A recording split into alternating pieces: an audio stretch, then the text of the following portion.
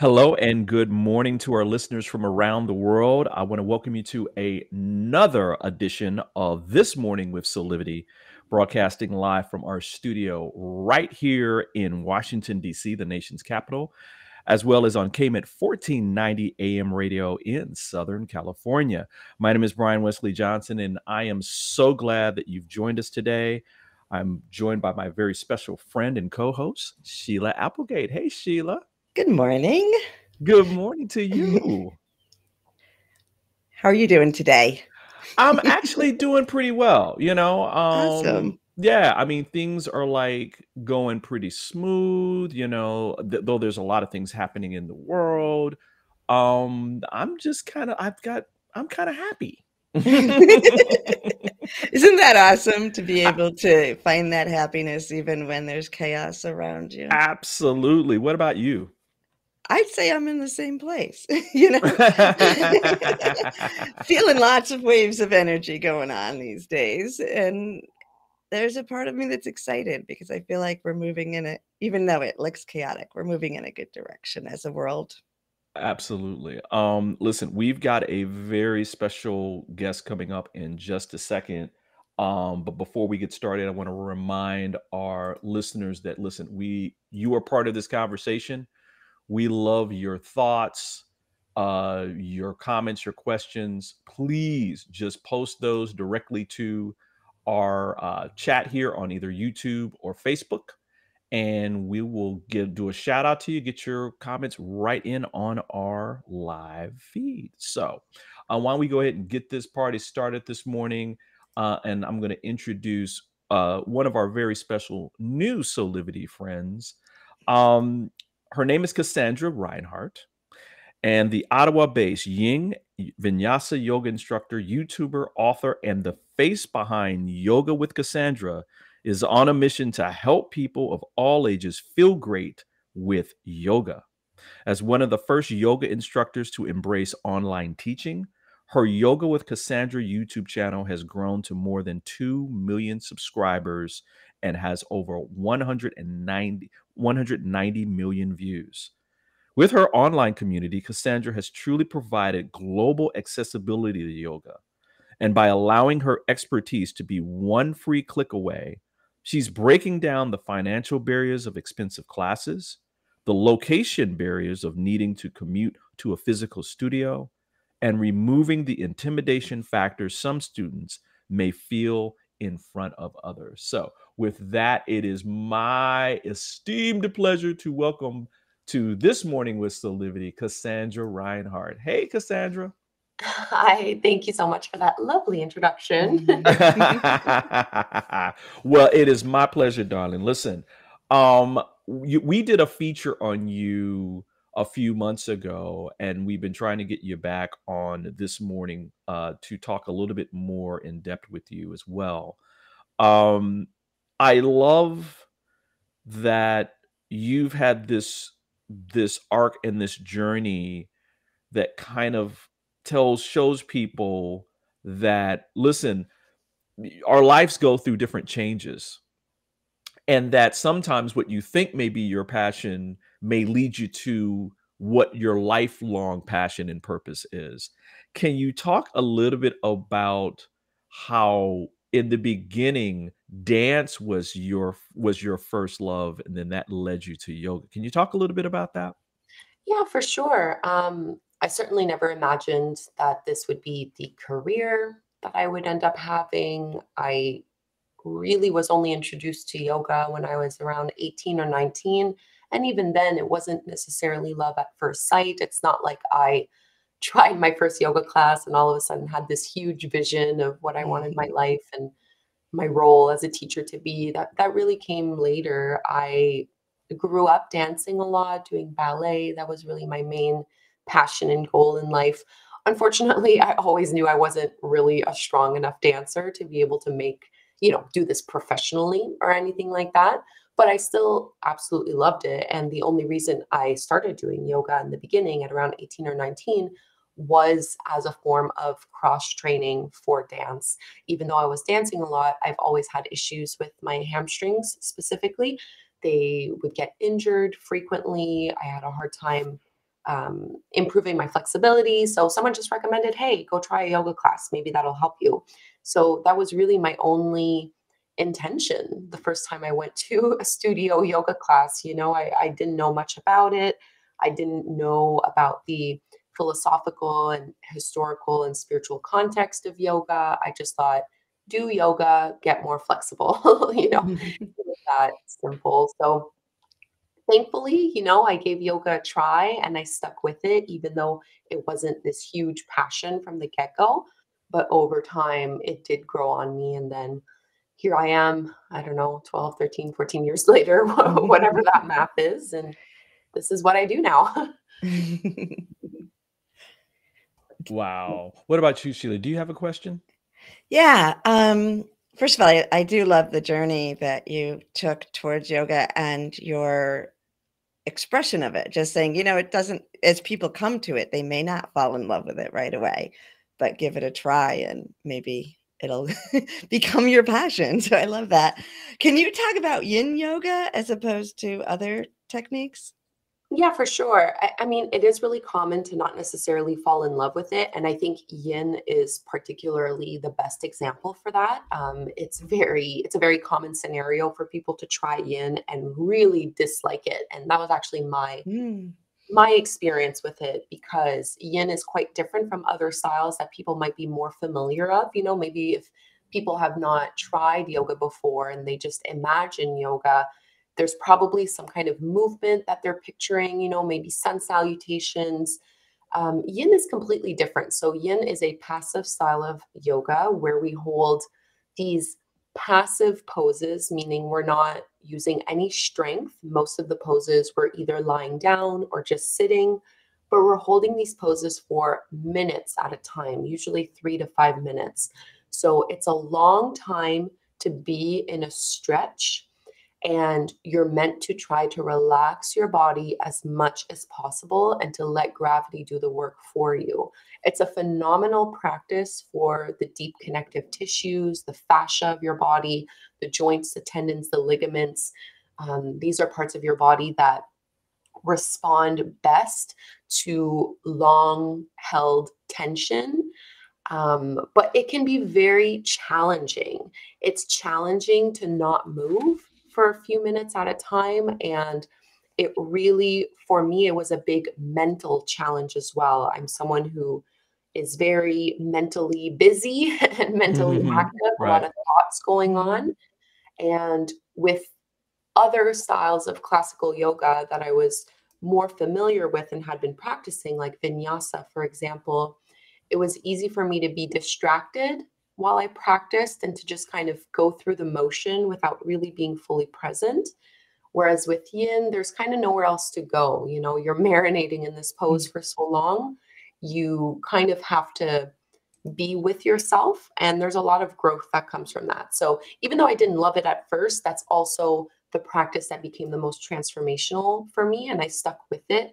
And I quickly understood that not only is this what's going to give me the flexibility I've been searching for and help to heal my body in a lot of ways, because it's tackling my joints and really working on fascia, but mentally, this was also really what I needed in terms of dealing and coping with stress and anxiety. So it's a really phenomenal practice. Now Oh, that's amazing. I was thinking about when we were talking in the feature about some of the challenges you had to overcome when you first started, right? Because we know Mhm. that life is never a straight line, and there's some twists and turns that come along when you are first starting out. Can you talk a little bit about like some of the challenges that you had? Oh, sure. I mean, there's probably a million. Right. It was hard. I mean, one of the biggest challenges is that I started my YouTube channel in 2014, and the world of content creation was not what it is today. Right. So the idea of trying to figure out how to start a YouTube channel, there just weren't as many online resources that tell you how to do that. You know, now I can just go on Google and say how to start a YouTube channel, and I can find dozens of podcasts and YouTube videos and blog posts and manuals and books, you know, that will tell Hmm. you step by step what you need to do to grow a viewership and all of that, you know, even just the technical aspect of filming and editing and marketing and building a website and social media management. But in 2014, those resources were a lot more limited. So I was going at it quite blind, you know, I didn't totally know what I was doing. I was just stumbling and fumbling my way through it. So that was definitely a big challenge. Another huge challenge was that I was trying to do this on my own part-time in whatever Oh, time I had, right? I was a full-time employee with the municipal government, with the city of Ottawa. So it's not like I had all the time in the world to figure out social media marketing, building a website, creating a mailing list. How do cameras work? How does right, editing right. software work? You know, so that was hard. That was hard. The figuring it out on your own and fumbling and having limited time and limited resources. You know, it's not even, I was like 23. I had no money. It's not like I could hire people, you know, to do it for me either. So that was the big challenges, I think, early on for A- sure. And this was like in the when YouTube was like in its infancy to a certain degree. I mean, people were using it for like pre-recorded stuff, but like streaming, I mean, a Yeah, there lot of wasn't a lot of streaming, definitely. no. And I mean, it's not like I was the first yoga teacher on YouTube. There were, you know, Yoga with Adrian was around, but Right, there were a few big channels that were around. But even then, it's like if you look 9 years ago, it was just such a different right. world. You know, it was Absolutely. a completely different landscape at that time. But yeah, I'm glad I started when I did. You know, I'm glad I still went through all those hurdles and pushed through, you know, and eventually found my way out and figured it out somewhat. Well, listen, we are so glad that you did. Listen, we're going to continue this conversation, and when we come back, I want to ask you about, you know, do you consider yoga to be your calling in terms Mm. of like, the things that you've gone through in your life? So we're going to take a quick break, and when we come back, we'll have more with Kassandra Reinhardt and Yoga with Kassandra. We'll be right back, everybody. Hey there, this is Brian with Soulivity.com. I want to share some exciting news about our new Aspire Academy by Soulivity. Now, you probably want to know what the Aspire Academy by Soulivity is. Well, it exclusively connects you with people around the globe and who share the intense desire to improve themselves and create a better life for themselves today. There's classes, there's workshops, there's live events, and even more exclusively just for you. You see, I wanted you to have a safe space where you could grow, you can learn, and it would empower you in all aspects of your life, including your mind, your body, and your soul. So how do you get started? Well, it is so easy. First of all, the best part, joining Aspire Academy is absolutely free.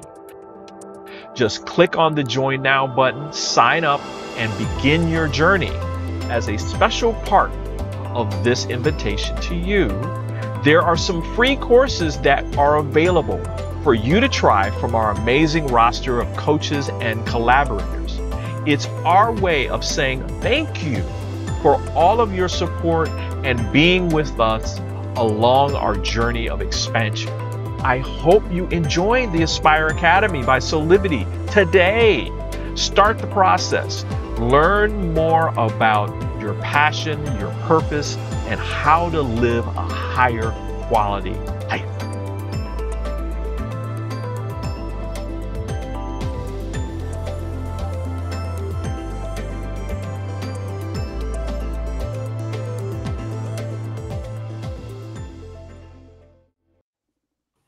And we're back with more of This Morning with Soulivity. I'm joined by my beautiful co-host, Sheila Applegate, and our very, very special guest today, Kassandra Reinhardt, founder of Yoga with Kassandra.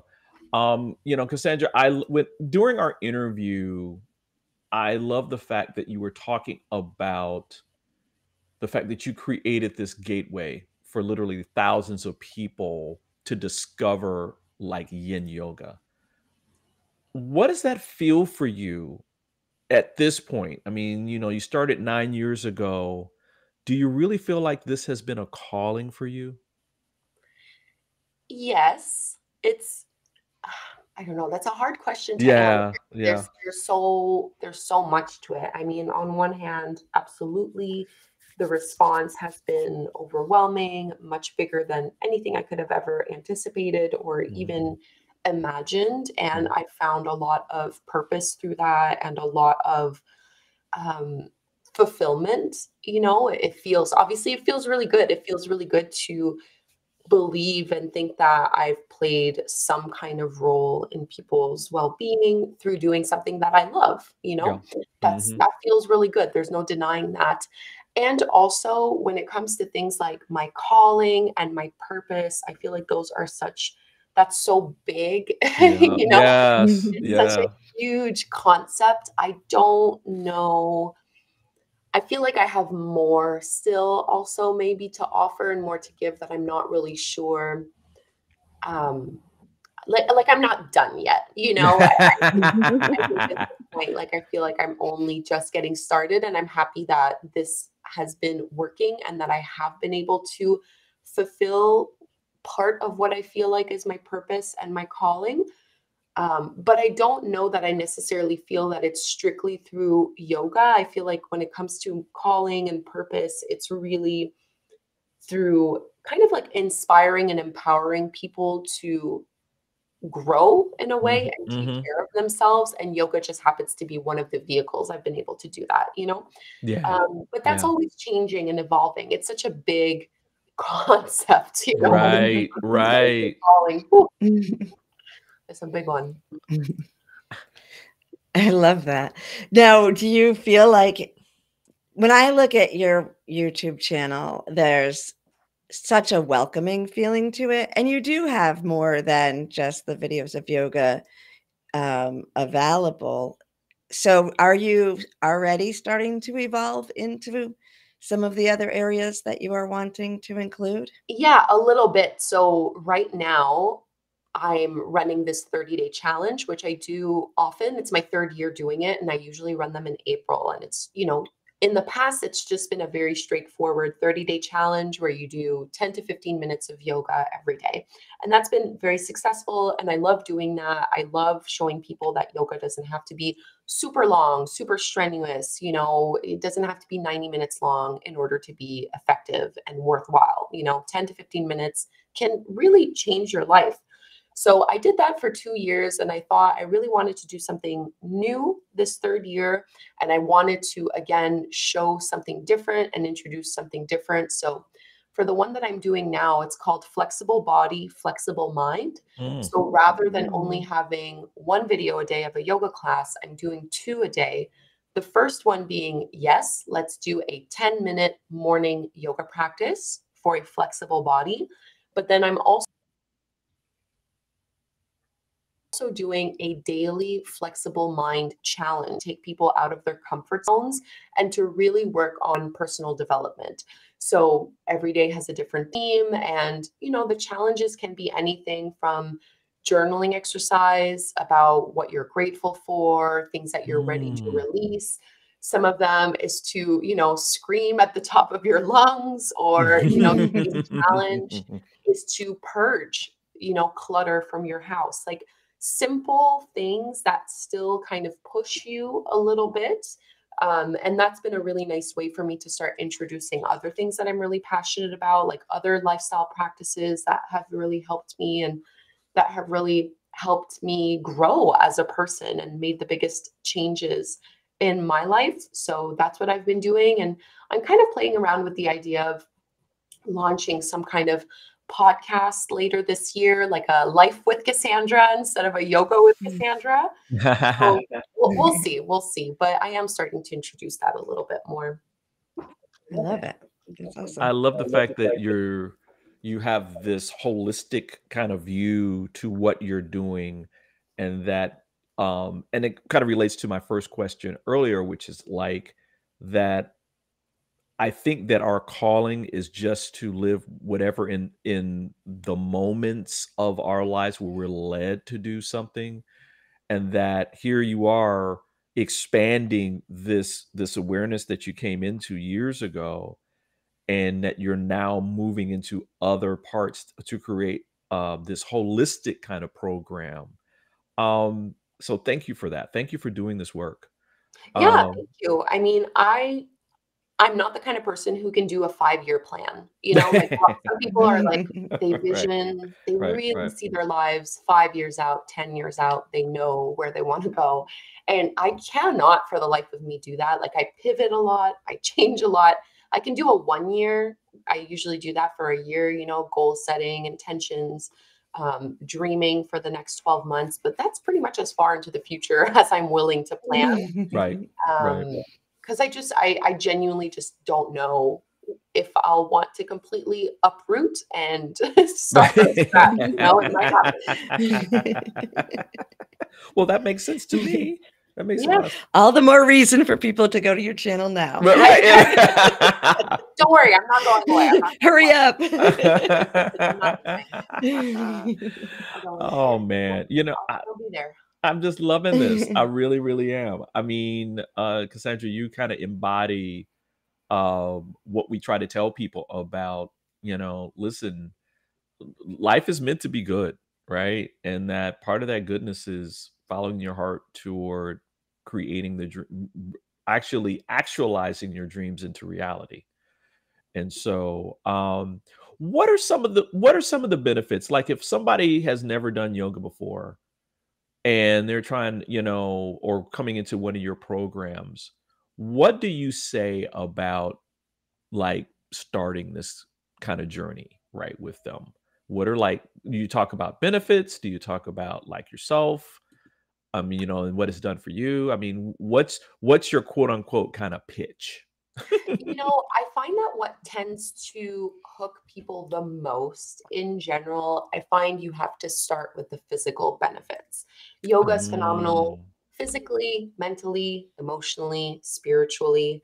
I can talk about all of those, but I find that usually there's probably some kind of something physical that people are looking for support with. So whether they feel like they have a lot of headaches, or whether they feel like they wake up with a lot of back pain, or it's getting harder and harder for them to kind of like sit down and get back up, like bend over to tie their shoelaces. Like these are fairly simple things, but as we get older, mobility is extremely important. I'm a big fan of really stressing the importance of that, of continuing to move and use your body. I'm a big believer in this philosophy. When it comes to the body and aging, like if you don't use it, you will lose it. It's important to, you know, keep doing these things. That's a huge, I would say, to me, that's the most important one. If I could get people to understand that yoga is a practice that will support you for decades to come, and you can start no matter where you are in life. It's not something that you should have started in your 20s. If you're listening to this in your 50s, 60s, 70s, you can start right away, right now. You know, there are styles of yoga and methods of approaching the practice that can be accessible for anyone. You can do it in your chair. You don't even need to be fully mobile to be able to benefit from the practice. So to me, that's the biggest one. Is like, even though I say I'm not someone who plans, you know, career-wise and things like that for the next 5 years, I am someone who really thinks about my eldest self. I really do try to think about, how am I going to want to feel as, you know, I'm in my 30s now, but what's my 40s, 50s, 60s, and hopefully well beyond. How do I want to feel? What is that going to look like? And how can I best support my body so that I'm mentally sharp, but also physically able and independent and mobile, so yoga is a big, big, big, big motivator for me in that way. And then also, I think a lot of people, stress and anxiety is something maybe that they're quite familiar with. That was a big one for me when I first started. Mhm. I still do struggle with anxiety, but yoga is a phenomenal tool. I'm really grateful that I've been able to learn more about how to use yoga to manage Mhm. anxiety and stress, even trouble sleeping, which is something that I've had a lot growing up. Um, that those are the main ones for me for sure. Oh, man. Well, listen, you're gonna get me starting up a yoga practice here. Good. Listen, we're gonna talk more with Kassandra after this next break. Loving the conversation. Thank you for listening in, everybody, and we'll be back with more of This Morning with Soulivity. Hi there, Sheila Applegate here with some exciting news. I've joined the incredible Soulivity team as the host of the new Consciously Awesome live show, where I will be sharing insights to help you discover your full brilliance and claim the vibrant life you deserve. So tune in every Wednesday right here on Soulivity TV to join the fun, and remember to subscribe to the channel so that you don't miss a single episode. Have an awesome week, and I will see you on Wednesday.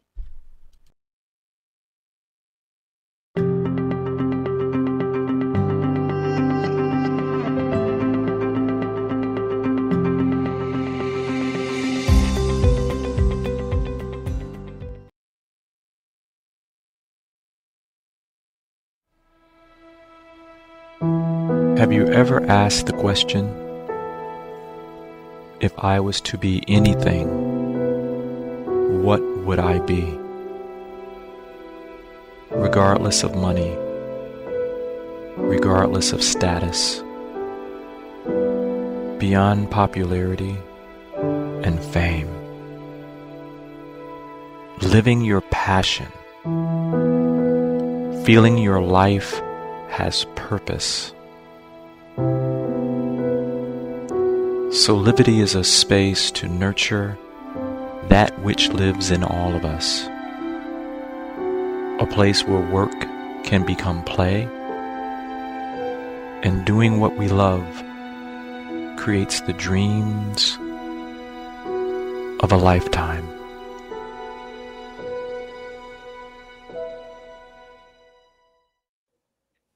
And we're back with more of This Morning with Soulivity with our very, very special guest, Kassandra Reinhardt of Yoga with Kassandra. Sheila, did you have a question? Yeah. So, you do speak a lot about the physical benefits, and I think yoga has become so much more popular in the Western world over the last couple decades, and it seems like there's kind of two schools, some that are just primarily about the stretching, the exercise, the physical health, and then there's the whole spiritual component that some people kind of resonate towards. Where do you feel like you stand with that? Do you bring any of the spiritual concepts into it, or do you keep that separate? No, I like to teach as authentically as I can and have a Mm, nice mix of both. I find that um, people will take what they need, they'll take what they want, what resonates with them, and they can leave the rest. I'm never approaching Mhm. my teachings as preaching, right? I'm really right, just trying to right. Right. share and trying to provide tools and resources that can empower and that can really make a difference. And I'm a big believer in also teaching from a place of embodiment. So teaching what I really truly know versus just something that I read and am now repeating. I Mhm. want the teachings to be really lived in and very authentic and, relevant as well, relevant to modern day life.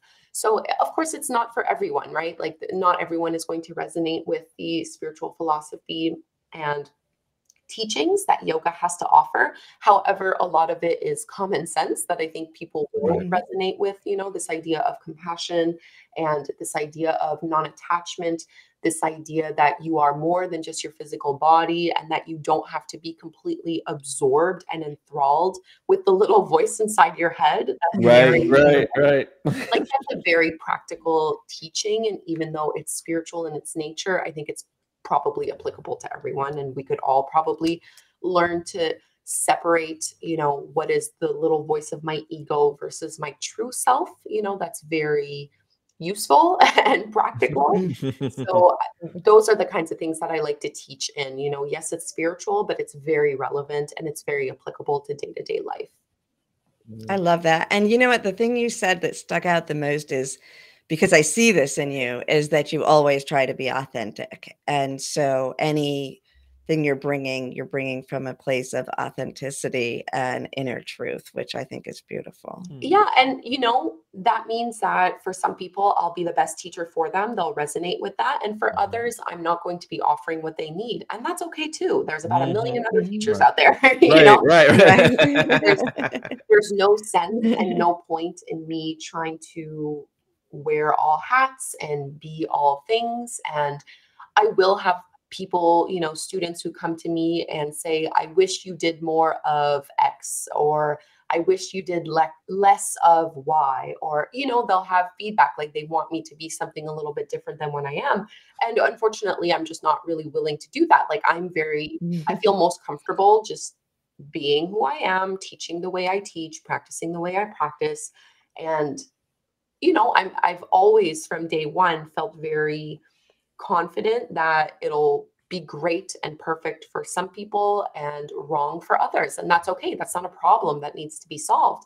That's a great thing. It empowers other people to then go and seek out the right teacher for them. I'm not meant to be everyone's teacher. That's never been something that I've been after. And I find the more you try to really please people and really cater to a larger and larger audience, the easier it is to kind of lose yourself and lose what made you special to begin with.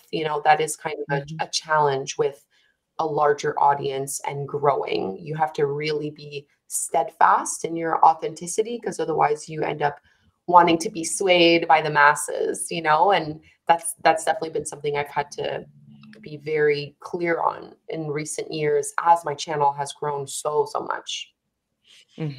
Speaking of your channel growing so much, I'm thinking of the fact that as a father, as a parent, um, I can only imagine the beauty of your family seeing you fly and grow and evolve, and what example that is giving to that beautiful gift that you're giving your children. Um, let's do a little quick shout out. So I know you have a beautiful family. I know you have children. Can you tell us a little bit about them, what their names are, and that kind Well, of thing? I have furry children. I don't have human children. But you know what? My dog, my horse, my 2 cats, they're so proud of me. They're happy that, I'm able to give them a lovely lifestyle.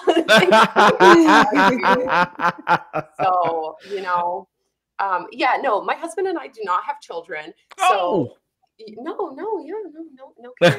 Not yet. Yeah. But it has been funny watching like my parents and the rest of my family, cousins, aunts, uncles, grandparents, things like that. At first they were like, "You're doing what now?" Like teaching on YouTube, like it took a long time for people's heads to be wrapped around, like especially when I'm like, I'm quitting my government job and I'm doing this. They're like, "But how are you making money?" Right. Making money online is very foreign. It took a while for people to understand that, yeah, don't worry. Like you can make money on YouTube, and don't worry, I have, streams of income. I'm okay. I'm not throwing it all away and just, yeah. But that's been really funny, but no, they've all been very, very supportive and very encouraging. Do you pinch yourself still when you look at the number of subscribers you have? In a way, something that is a little strange that has happened to me with numbers. I felt like the biggest high I've ever gotten from like, oh my gosh, my subscriber count is when I reached 100,000 subscribers. That felt so earth shattering. And wow. it was such a mindset shift. Like that's really when I Mhm. realized like, whoa, there's a lot of people out in the world. Right. I guess it is possible for me to do something with this and to continue growing it. And obviously, you know, reaching 1 million, 2 million was phenomenal and so proud and so happy. But also in a way, those numbers are so big that it's very hard to wrap your head around. It's a Yeah. little bit Mhm. difficult to conceptualize and Yeah. to understand, especially because at the end of the day, nothing has really changed for me. It's still just me in my room with a camera. You know, it's not, I don't see 2 million people. 2 million people look at 2 million, but I don't see anyone. So Right, right. And so it's hard to understand and wrap my head around. It doesn't totally feel real. wow. Yeah, I think that sometimes people don't get that part of it, right? Where it's like, oh, it's 2 million people and da da da da. And they maybe think about you and like, oh, well, you're like Kim Kardashian or some other like celebrity, and that the paparazzi are like following you around and that kind of thing. And it's like, no, it's not like that at It's all, you know? definitely not. Listen, we're going to take another quick break. And when we come back, we're going to talk with Kassandra about what's next. What's next on the horizon for you? So let's take a quick break and we'll be back with more of This Morning with Soulivity.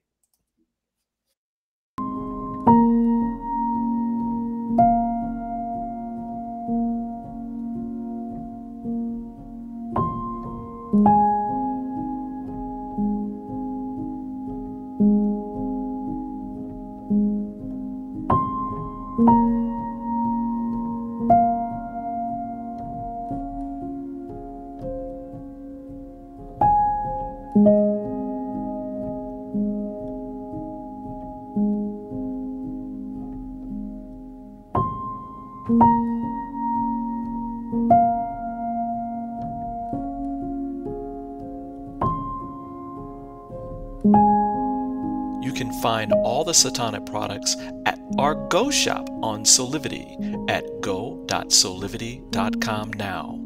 Shop for beauty products, skincare, hair care. It is all there at the Go shop. Go shop Soulivity. And we're back with more of This Morning with Soulivity with our very special guest, Kassandra Reinhardt of Yoga with Kassandra. Kassandra, what is next? What is next for you on the horizon? I mean, you're always doing so much, and we appreciate it. But what's next for you? Yeah, I am usually doing a lot. I'm doing, I think, a little bit less this year. Last year, I had a lot of like product launches, the new book, my cards, a journal came out. So it was a really busy time. And I also was working on this 30-day challenge. So it feels like I've really been working hard over the past 6 months for this April challenge. Now it's going underway. So most of my attention, obviously, this month is still focusing on that. And then beyond the year, it's like I haven't really thought further. I'm like, yeah, what am I doing in May and June and July? So for sure, I'm just going back to my regular scheduled programming with YouTube, you know, continuing to do that. But something I have been toying around and playing in the back of my mind that I'm hoping maybe I could launch this year, if not, you know, bright and early, maybe January of 2024, is I do kind of want to get a seasonal podcast put together. I don't know if it'll be like a YouTube videos or if it'll strictly be audio, but I am kind of in a place where I'm wanting to share something other than yoga or like in addition to yoga. So this Life with Kassandra podcast has been floating in my mind. So now I'm just in the planning stages. I've written out a little bit of like my season 1, 10 episodes, you know, what I think I want to cover and stuff. But as I'm sure you can understand, that takes a long time from conception to execution. So Oh, yeah. I don't really know when it's going to see the light of day. I'm at least going to be in the planning preparation stages for the next little while. So that's exciting. It's exciting to have something else to you know, introduce and work on. I like having different opportunities to challenge myself, and, you know, because it feels like the YouTube thing, like obviously there's always room to grow, but I feel like I Yes. know what I'm doing now, you know? Right. Mhm. Right. So I I'm like, think okay, like what's something else? you kind of get to a point at which you feel like you've mastered this, right? You In a can way, in a yes. way, right? You can always evolve it. There'll always be new things that you're going to bring, like this April series, right? That you're Yes. doing right now. But maybe there's that next itch where you're like, maybe I'll do this over here, you know? Exactly. Exactly. Sheila? Well, I'm just thinking if you're done at the end of April into May, you should go to the Tulip Festival. You know? Oh, yeah. Yeah, But we've had a beyond that, I very don't have long, plans for you. oh yeah, no, we've had a very, very, very long winter. I think it's like it was like a record-breaking darkest winter in many, many years. So I'm Yeah. very excited about this warmer weather in spring. So I might work less so I can be outside more and just enjoy it. And beyond that, I think the idea of I just hear you as a creator, right? Like that creative energy is coming out. And I love hearing that you follow that passion into the next thing and always want to expand yourself. So I think that's beautiful. Yeah, thank you. And, you know, honestly, what I've realized is I am someone who tends to just keep myself busy.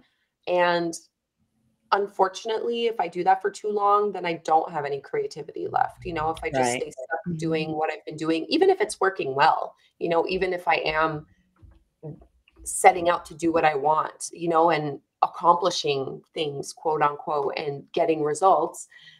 If I just do the same thing for too long, it becomes a little bit stagnant and stale. And then I'm overworked, and it's like you get overworked without being fulfilled in a way, Yeah. and there's Yeah. no creative juice left. So I do often have to take some breaks of doing less and doing nothing, and in order to figure out what I want the next thing to be, you know? Yeah. And I feel like, you know, people may not realize how essential that is. So, because, you know, you're saying you're very good, you know how to do it, you do the yoga every day, you kind of got the system down. But the thing is, it's the energy you bring to it that makes the Mhm. difference. And that's so in tune to you taking rest time and being creative to keep that frequency up when you're in the video. So I just want to honor you for doing that. Thanks. Yeah, it can be hard sometimes to step away, but you know, you got to do it. You got to do it sometimes. Yeah. Absolutely. I guess, Cassandra, my last question is for those out here that may be starting out in terms of like when you had the government job and you're doing this thing and then it starts to kind of mature and evolve and grow. What do you say to people who may be on the fence, right? Around like not necessarily taking a deep dive, right? Yeah. But like giving a piece of themselves to what may turn out to be something that they're really passionate about. What advice would you give them? Oh my gosh, I have so much advice. I'm not the kind, you know, some people will just say, just quit and start, you know? Right. That's not me. That's Yeah, not me my either. Not approach. me either. I kept my day job for 3 whole years while I was growing yoga with Cassandra. And of course, those were very, very difficult years because it meant I was working, you know, 60, 80, 90 hours a week. However, there is so much that time teaches you. First of all, it teaches you if you actually have grit. It Mhm. teaches you time management. It teaches you if you actually even enjoy this work that you think is going to be amazing and love. Mhm. You know, not everything ends up being what you thought it would be. So it's good to have that experience of really kind of working quite hard. I am a big believer in focusing on the journey rather than destination, in the sense that if you're not enjoying the day to day, when you're not having huge success and huge results, I don't think you're actually going to enjoy it magically once you actually get a huge audience and get the results and Right. are successful. Right. The joy doesn't come from the results. The joy comes from the execution.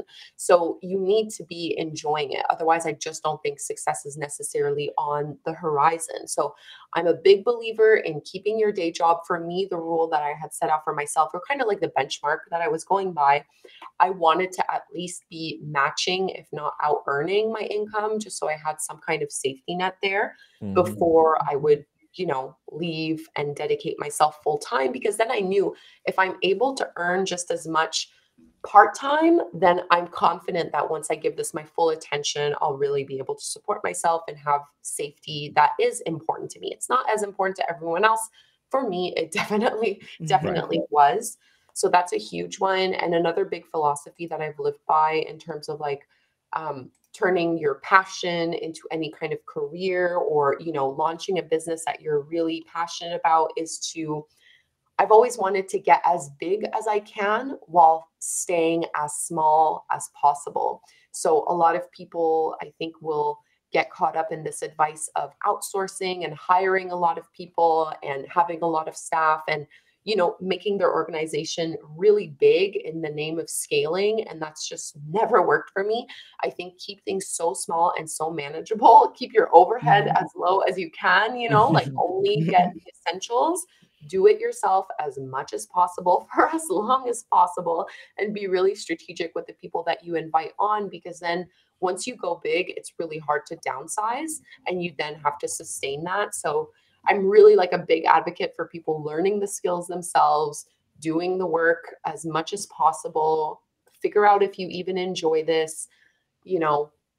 It's going to be hard, but hopefully it's also going to be really fulfilling, and really you're going to learn so much from your time doing that then when you do cross that threshold of being able to do this full time and, sharing your passion as your career, you'll be in such a better place. You'll have the tools that you need to really be confident in yourself as well, to know that you can succeed in this area because you've already been doing it. You've already been laying the groundwork.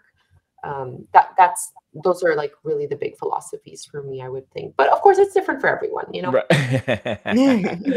Kassandra, thank you so much for being here.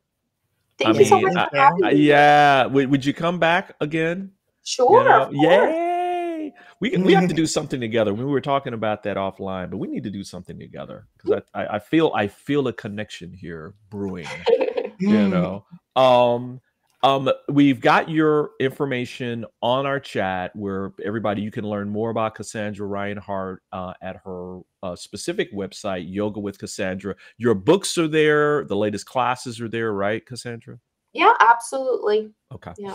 And, again, I'm just so overjoyed that you came back and that you talk about what's going on with not just Yoga with Kassandra, but yourself. I mean, again, I think that people need to understand that life is ever evolving, and that, having people like you on this morning kind of shows them all the aspects of life and what is possible when they start following their heart. So thank you for being here again. Thank you so much. I really appreciate it. Okay. We're going to take a quick break, and when we come back, we'll have some final thoughts, and then we'll have to end our show. But we'll be right back in just a second, everybody.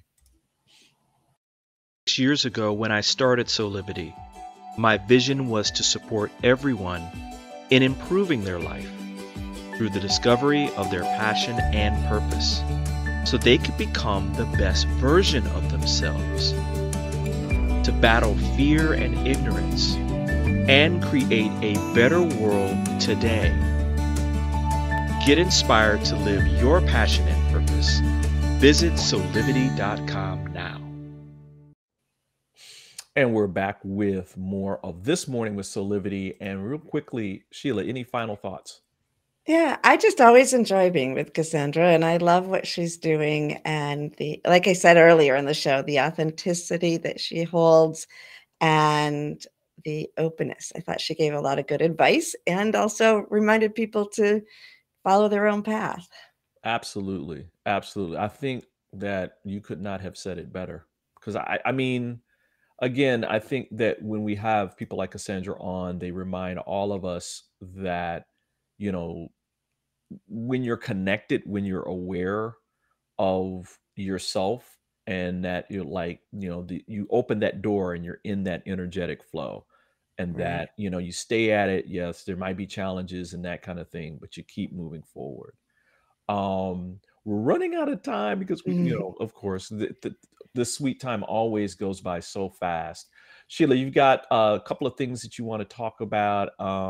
Soul connection sessions. Yes, we have the Soul Connection sessions with $44 off your first session if you use the code SOUL23. That's the special Soulivity discount. And in a session, we will work together and meet what you desire in order to be more connected with your own soul energy and with perhaps the souls of those who have passed over. It can be a typical spiritual reading, or I can lead you on a personalized meditation to help you connect directly. Excellent, excellent. And just want to remind everybody too that later on today is another great episode of Consciously Awesome Living with Sheila Applegate at 12 noon. So you don't want to miss that. Also, we want to make sure that, listen, we want you to keep in contact with us. So please remember to follow us on social media and join our mailing list by visiting our This Morning Soulivity landing page at soulivity.com/this-morning for more information. Wow, there's always so much going on, Sheila. I mean, my goodness. Listen, on behalf of all of us here, I want to say thank you again for joining us for another fantastic episode of This Morning with Soulivity. We hope that you come back and join us every weekday at 8 a.m. Eastern for our live broadcast. Or you can listen every Thursday and Friday at 9 a.m. Pacific on KMET 1490 AM for all of you out on the West Coast. Man, Sheila, parting is such sweet sorrow. You make me do this every time. I know. Tomorrow. I know. I can't not rhyme that. It's like, I'm so forced. I must rhyme. Listen, on behalf of everybody, listen, until next time, keep having real conversations that empower with passion and purpose, and keep on creating that best life today, that high quality life of great things in your life. So we'll talk to you soon. Bye. Bye.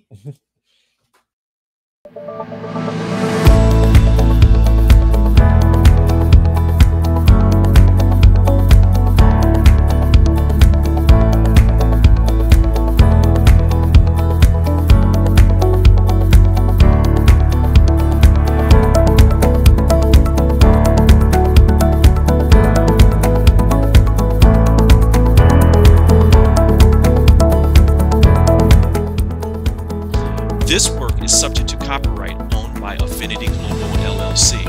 Any reproduction or republication of all or part of this is expressly prohibited unless Affinity Global LLC has explicitly granted its prior written consent. All other rights reserved.